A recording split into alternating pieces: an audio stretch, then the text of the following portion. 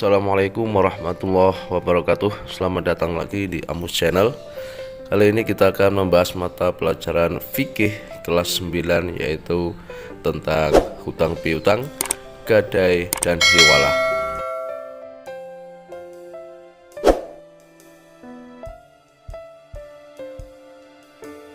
Hutang piutang Al-Qard. Pengertian hutang piutang. Hutang piutang atau qard mempunyai istilah lain yang disebut dengan dain. Istilah dain ini juga sangat terkait dengan istilah qard yang menurut bahasa artinya memutus. Menurut terminologi fikih, bahwa akad hutang piutang adalah memberikan sesuatu kepada seseorang dengan perjanjian bahwa dia akan mengembalikan sesuatu yang diterimanya dalam jumlah yang sama dan dalam jangka waktu yang disepakati. Dasar hukum hutang piutang. 1. Al-Quran Surat Al-Baqarah ayat 245. Man dzalladzi yuqridullaha qardan hasanan fayudha'ifahu lahu ad'afan katsirah wallahu yaqbidu wa yabsu wa ilaihi turja'un. Siapakah yang mau memberi pinjaman kepada Allah, pinjaman yang baik, menafkahkan hartanya di jalan Allah, maka Allah akan melipat gandakan pembayaran kepadanya dengan lipat ganda yang banyak. Allah menyempitkan dan melapangkan rizki, dan kepadanya lah kamu dikembalikan. Ayat ini menganjurkan kepada orang yang berpiutang atau mukrid untuk memberikan bantuan kepada orang lain dengan cara memberi hutang, dan pahalanya akan dilipat gandakan oleh Allah Subhanahu wa Ta'ala. Dari sisi orang yang berhutang atau muktarid, diperbolehkan berhutang untuk hal-hal yang bermanfaat dalam memenuhi kebutuhan hidupnya dan mengembalikan pinjaman dengan jumlah yang sama. Hadis Rasulullah sallallahu alaihi wasallam, min muslimin yudridu musliman qaradan marrataini illa kana kasodaqatiha marratan. Tidak ada seorang muslim yang memberi hutang kepada seorang muslim dua kali kecuali seolah-olah dia telah bersedekah kepadanya satu kali. Hadis riwayat Ibnu Majah. Hadis ini menjelaskan bahwa orang yang berpiutang atau mukrid akan diberi pahala yang berlipat ganda, di mana dalam dua kali mengutangi seperti pahala sedekah satu kali. Hukum hutang piutang. 1. Hukum orang yang berhutang adalah mubah, boleh. Sedangkan orang yang memberikan hutang hukumnya sunnah, sebab ia termasuk orang yang menolong sesamanya. 2. Hukum orang yang berhutang menjadi wajib, dan hukum orang yang mengutangi juga wajib jika peminjam itu benar-benar dalam keadaan terdesak. Misalnya hutang beras bagi orang yang kelaparan, hutang uang untuk biaya pengobatan, dan lain sebagainya. Hal ini sesuai dengan sabda Rasul, ma min muslimin yudridu musliman qardan marrataini ila kana kasodaqatiha marrah. Tidak ada seorang muslim yang memberi pinjaman kepada seorang muslim dua kali kecuali seolah-olah dia telah bersedekah kepadanya satu kali. Hadis riwayat Ibnu Majah. 3. Hukum memberi hutang bisa menjadi haram jika terkait dengan hal-hal yang melanggar aturan syariat. Misalnya memberi hutang untuk membeli minuman keras, berjudi, dan sebagainya. Hal ini sesuai dengan firman Allah yang berbunyi, wala ta'awanu 'alal itsmi wal 'udwani wattaqullah innallaha syadidul 'iqab. Dan jangan tolong-menolong dalam berbuat dosa dan pelanggaran, dan bertakwalah kamu kepada Allah, sesungguhnya Allah sangat berat siksanya. Quran Surat Al-Maidah ayat 2. Dalam hutang piutang dilarang memberikan syarat dalam mengembalikan hutang. Misalnya Fatimah mengutangi Mahmud 100.000 rupiah dalam waktu 3 bulan dan meminta Mahmud untuk mengembalikan hutangnya sebesar 110.000 rupiah. Tambahan ini termasuk riba dan hukumnya haram. Tetapi jika tambahan ini tidak disyaratkan waktu akad dan dilakukan secara sukarela oleh peminjam sebagai bentuk terima kasih, maka hal ini tidak termasuk riba, bahkan dianjurkan. Hal ini sesuai dengan sabda Rasulullah sallallahu alaihi wasallam. An Abi Hurairah qala jaa rajulun yataqadha Rasulullah sallallahu alaihi wasallam ba'iran faqala a'tuhu sinnan fawqa sinnihi wa qala khairukum ahsanukum qadaan. Riwahu Muslim. Dari Abu Hurairah radhiyallahu an berkata, seseorang telah mendatangi Rasulullah sallallahu alaihi wasallam untuk menagih hutang seekor unta. Maka Rasulullah sallallahu alaihi wasallam bersabda, berikanlah seekor unta yang lebih bagus dari untanya. Lalu Nabi Shallallahu Alaihi Wasallam bersabda, sebaik-baik kalian adalah yang terbaik dalam melunasi hutangnya. Hadis riwayat Muslim. Rukun dan syarat hutang piutang. 1. Dua orang yang berakad, pemberi hutang dan orang yang berhutang. Syarat pemberi hutang antara lain ahli tabarruk, orang yang berbuat kebaikan, yakni merdeka, baligh, berakal sehat, dan rasyid, pandai serta dapat membedakan yang baik dan yang buruk. Syarat orang yang berhutang. Orang yang berhutang termasuk kategori orang yang mempunyai ahliyah al-mu'amalah, kelayakan melakukan transaksi, yakni merdeka, baligh, dan berakal sehat. 2. Harta yang dihutangkan. Harta yang dihutangkan berupa harta yang ada padanannya seperti uang, barang-barang yang ditakar, ditimbang, atau dihitung. Harta yang dihutangkan diketahui kadar dan sifatnya. 3. Sighat ijab qabul, yaitu ucapan antara dua pihak yang memberi hutang dan orang yang berhutang.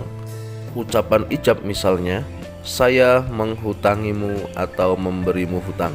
Dan ucapan qabul misalnya, saya menerima atau saya ridho, dan sebagainya.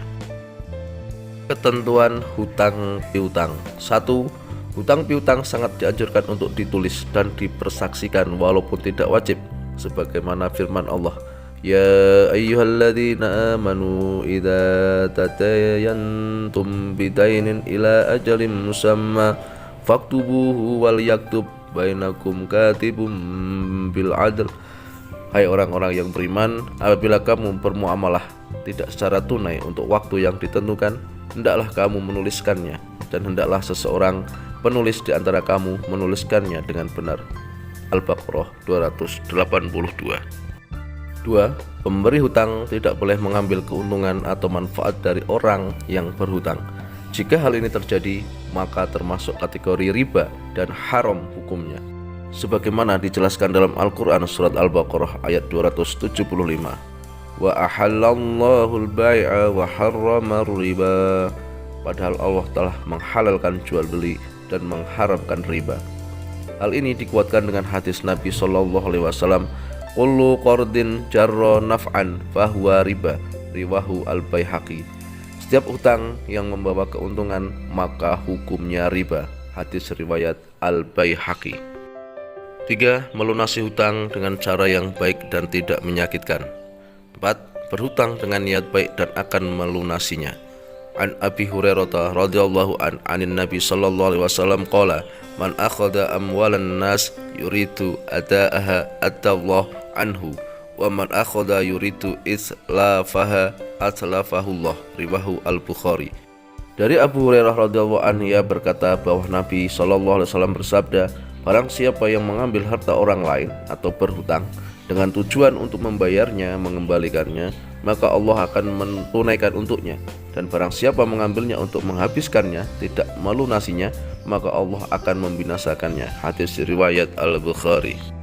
5. Tidak berhutang kecuali dalam keadaan darurat atau mendesak. Maksudnya kondisi yang tidak mungkin lagi baginya mencari jalan selain berhutang, sementara keadaan sangat mendesak. 6. Jika terjadi keterlambatan karena kesulitan keuangan, hendaklah orang yang berhutang memberitahukan kepada orang yang memberikan hutang, karena hal ini termasuk bagian dari menunaikan hak orang yang memberikan hutang. 7. Segera melunasi hutang. Orang yang berhutang hendaknya berusaha melunasi hutangnya sesegera mungkin tatkala ia telah memiliki kemampuan untuk mengembalikan hutangnya itu. Sebab orang yang menunda-nunda pelunasan hutang padahal ia telah mampu, maka ia tergolong orang yang berbuat zalim. 8. Memberikan tenggang waktu kepada orang yang sedang kesulitan dalam melunasi hutangnya setelah jatuh tempo. Allah Subhanahu wa taala berfirman, wa in kana du'usratin fanadhiratun ila maisaratin wa an tasaddaqu khairul lakum in kuntum ta'lamun. Dan jika orang yang berhutang itu dalam kesukaran, maka berilah tangguh sampai dia berkelapangan, dan menyedekahkan sebagian atau semua hutang itu lebih baik bagimu jika kamu mengetahui. Quran surat Al-Baqarah ayat 280. Tambahan dalam hutang piutang. 1. Penambahan yang disyaratkan. Demikian ini dilarang berdasarkan ijma' kesepakatan para ulama. Begitu juga manfaat yang disyaratkan seperti perkataan, aku memberi hutang kepadamu dengan syarat kamu memberi hak kepadaku untuk memakai sepatumu atau menggunakan motormu, atau manfaat lainnya, karena yang demikian termasuk rekayasa dan menjadi riba. 2. Penambahan yang tidak disyaratkan. Ketika seseorang melunasi hutang kemudian memberi tambahan melebihi hutangnya sebagai wujud balas budi atau terima kasih karena sudah ditolong sehingga terbebas dari kesulitan, maka hukumnya boleh. Adab hutang piutang. 1. Seseorang yang memberikan hutang tidak mengambil keuntungan dari apa yang dihutangkannya. 2. Menulis perjanjian secara tertulis disertai dengan saksi yang bisa dipercaya. 3. Seseorang yang berhutang harus berniat dengan sungguh-sungguh untuk melunasi hutangnya dengan harta yang halal. 4. Berhutang pada orang yang berpenghasilan halal. 5. Berhutang dalam keadaan darurat atau terdesak saja. 6. Tidak boleh melakukan hutang piutang disertakan dengan jual beli. 7. Tidak ada keterlambatan dalam pengembalian atau pelunasan hutang, maka segera memberitahukan kepada pihak yang berpiutang dengan baik. 8. Pihak yang berpiutang hendaknya memberikan toleransi waktu atau menangguhkan hutang jika pihak yang berhutang mengalami kesulitan dalam pelunasan. 9. Menggunakan uang hasil berhutang dengan benar. 10. Berterima kasih kepada orang yang berpiutang atas bantuannya. Hikmah hutang piutang. Bagi orang yang berpiutang, hikmahnya adalah 1. Menambah rasa syukur kepada Allah SWT atas karunia yang berupa kelapangan rizki. 2. Memupuk sikap peduli dan empati terhadap orang yang membutuhkan. 3. Menumbuhkan rasa solidaritas terhadap sesama manusia. 4. Mempererat tali silaturahim dan persaudaraan. 5. Menambah pahala karena sebagai ladang untuk ibadah. Bagi yang berhutang, hikmahnya antara lain 1. Menguji kesabaran dan keimanan. 2. Kesulitan hidup menjadi berkurang. 3. Beban hidup menjadi lebih ringan. 4. Dapat membantu terpenuhi kebutuhan hidupnya. 5. Bisa membuka lapangan usaha dengan modal uang hasil berhutang. Demikian pembahasan kita tentang hutang piutang. Video selanjutnya akan kita bahas tentang gadai dan hiwalah. Sekian, semoga bermanfaat. Wassalamualaikum warahmatullahi wabarakatuh.